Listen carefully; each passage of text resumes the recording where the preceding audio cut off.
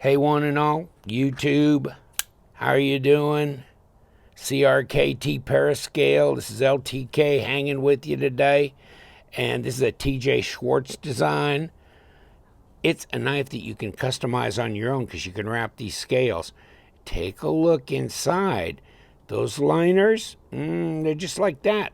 So you're really wrapping back and forth on the outside of these scales. Okay? It's not getting in here nor interfering with the blade at all. So to rewrap this knife, you don't have to do anything. Just untie this, start pulling it through, and you can unwrap. You don't have to take the knife apart. You don't have to take the pocket clip off, anything like that. In fact, TJ Schwarz did a video on the CRKT official YouTube channel showing you how to swap this paracord out, because it is basically pretty doggone easy. The one end that it starts on, it's got kind of you burn the end of it. It's gutted paracord, and you just burn the end of it so it kind of forms a little clot knot there, and you pull it through, and that burnt part that you glob up a little bit will not pass through. So then you can start tightening and go back and forth all the way through.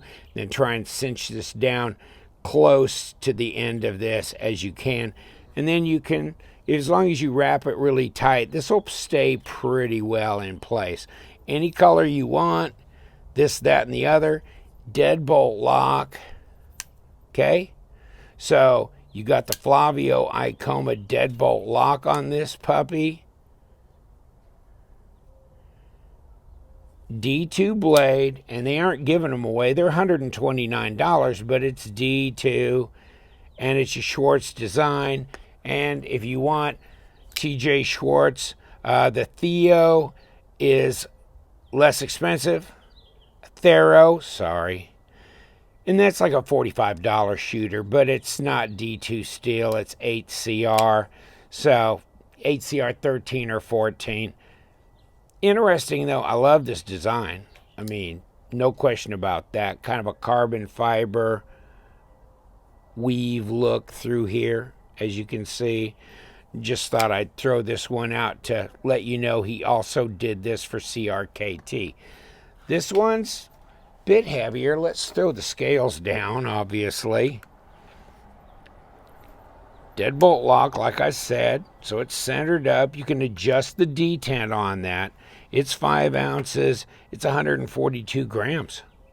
So it's not that heavy, and it's not huge, but it feels big.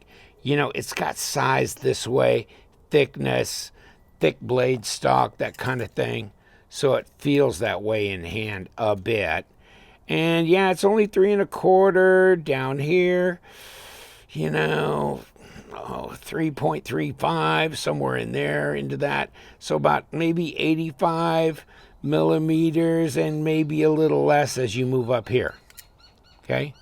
And not 8 inches overall, 7 3/4 at about 20 centimeters. Throw this on here. Of course, this is with the wrap. Okay, so let's see if we can get up front of that. 0.55. Okay, 14.2 millimeters. And blade stocks, 3.3 millimeter at 0.13 of an inch. Feels heavier than that, and kind of looks heavier than that. You got these ambidextrous thumb studs. And yes, you can finger flick or thumb flick this thing open. Not a problem there. You got contoured scales. And, you know, obviously you got a lot of tactile here because you've got this wrap. And if you took the wrap off, you got all these heavy grooves where that went in there anyhow. So, I mean, if you got into an emergency situation, you're out camping, whatever, and you need some cord, you could take the cord off here. It doesn't affect anything about the knife other than the cord's not there anymore. But the handles are going to have the grooves where the cord goes, but no harm, no foul there. All right? Nice. Yeah, it's like a 3-inch cutting edge on there. And is it sharp? Well, let's find out. Get over here to this end of this piece of paper. Yeah, it's sharp right out of the box. Good there. Not going to complain about that. Ergos, I think, are really good. Can you sneak up here? Yeah, you can. And this thumb ramp is jimped.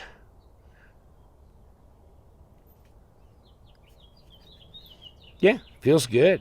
Reverse grip, fine. Right there. Got my thumb on the pommel. That works. The Deadbolt lock is great because it's just a no-fail situation. It is not going to fail you. It is so solid. This one's a satin grind. It's a flat grind. It's a drop point blade. I think this is just one where you're looking at the design, the ergos, the usefulness, and then there's a lot of knives out there. So $129 on White Mountain Knives. And if you use the LTK discount code, which is LTK, you're going to take $13 off of this price and get free shipping in the USA. There's your stats again. So you could put any color cord on this. I'm selling this to Linus in Sweden, so I'm going to go to Michael's and get some My Little Pony paracord that's pink, and I'm going to wrap this before I send it to him in Sweden, because I already promised him I would, and he thinks I'm lying. But I think it'd be fun to, oh man. So, hey, if you got a daughter, you want to personalize it. I don't think he's got a daughter, but he's going to wish he did. There you go. And Deadbolt lock. What's that like, you say? Well, let me show you real quick. So all you do is unscrew this, and you don't hurt anything about the knife by taking this out. So you got this spring, and here's the threads on this screw. Where does all this go? Well, it goes to the back here, which I've been holding with my finger, because it just comes out.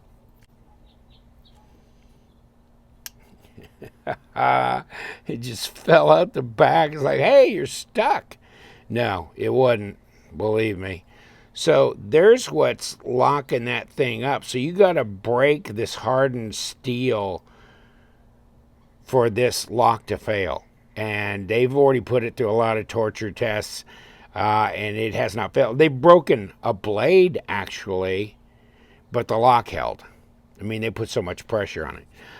And there, you take a screwdriver, and then this is the pivot part. So right now, yeah, you have no lock on this knife, okay? But it's still intact. And the reason is because you unscrew this, and see, it threads in to your steel liner. You can see you have these heavy steel liners. So this steel liner is threaded, and this screws into this. So that's what holds that all together. Pretty good little setup. Interesting how they went about doing that. Check out my video of the XOC knife, because I take it completely apart. All of it. Liners and all. And here we go right back in with this. So I just push this back in from the back, push down, turn.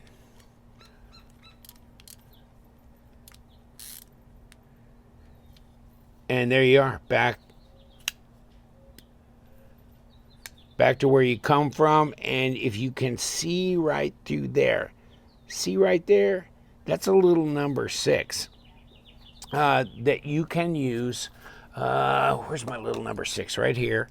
So you can just stick this right in there, And you can turn this and you can change the detent, because the detent is determined by a little detent bar that has a ball on it, but it's a little strip of steel that's secured by like 3 screws in here.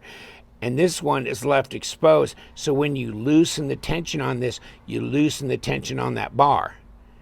And if you tighten this, you'll tighten the tension. So you can change the detent. Has nothing to do with the centering of the blade. It's independent of the actual lock mechanism. Interesting. But yeah, great ergos. Where's my balance on this sucker? Let's see if I can set that on there. Right there. Okay. Sharp out of the box. I think I'll go ahead and see if I can get an HRC on this, or I might just stick with the Clever Girl, which is also in D2, and get an HRC on that. But one of these CRKT knives in D2 I'll have checked just to kind of figure out what we got for that. Nice. It's an interesting knife. It might come in handy the way it's set up. And definitely as a work knife, and slicing should be really good. It's a steel that you can sharpen fairly easily. Deep carry pocket clip. And no, I don't know how that functions here. I don't see that it's set up for left hand carry. It looks like right hand deep only. And then what I don't like is these button head screws like that, because if they were flat, then they'd give you a little bit more clearance for the lip of your pocket. There, when they're not, that's unfortunate. You really should do that. Check out this on the Vexor from Civivi. Flat screws that are flush with that pocket clip. When you go deep, those screws are involved in clearing your lip of your pants pockets, and when they stick up like that, it's not as good. Now, best thing of all is to mill an area into the scales so the actual pocket clip metal itself there is flush with the scale. The screws then being flush, then this whole thing would be flush with the scale. This sits on top of the scale, so does this one. So it's not the perfect setup, that's for sure. Yeah, there's always something to bitch about, right? Interesting. Schwarz design. Hey, you know, he's done some really nice and interesting knives. So yeah, I've got a Mass Drop 1 Perpetua. So now I've got this one, and I have the Thero, but I ain't gonna have this one for long. It's going overseas. Easy to function with, changeable as far as the detent goes, customizable as far as the wrap goes, which I think this is kind of cool, and it gives you a lot of grip here on this wrap. Plus, you can always take that off and use it in case of emergency or whatever. No harm, no foul there. And paracord's really inexpensive to buy regardless. Made in Taiwan, not in China. So that's kind of where, you know, Spyderco has a lot of their high-end knives made. Looks good. Fit and finish looks pretty darn good. I mean, you're going to have to deal with this, of course, as the way that's set up to be wrapped. So you do have this. This is really toothy along here. Although it aids in your ability to keep hold of this knife. So it's like really having jimping along here. I don't think that's a bad thing. And, you know, it's not that severe. Not on my hands, at least. IKBS, as it says right here, another Flavio Icoma invention, as well as the Deadbolt lock. It's all good. Take care. You know what we do. We love those knives, so you guys stay sharp.